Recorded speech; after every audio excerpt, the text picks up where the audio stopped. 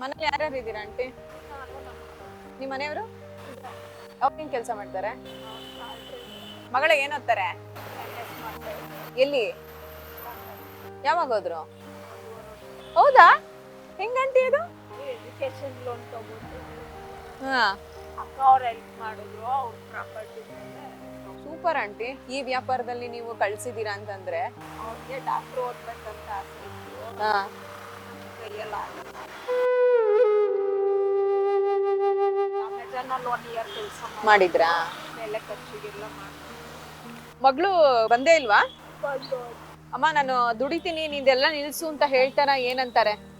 ನೀವೇನಂತೀರಾ ಅದಕ್ಕೆ? ಕಷ್ಟ ತೀರೋವರೆಗೂ ಮಾಡೋಣ ಬೆಳಗಿಂದ ಸಂಜೆವರೆಗೂ ನಿಂತೇ ಇರ್ತೀವಲ್ವಾ, ಕಾಲೆಲ್ಲ ಮಗಳು ಬೈತಾಳೆ ಸಾಕು ಹೋಗಮ್ಮ ಅಂತ.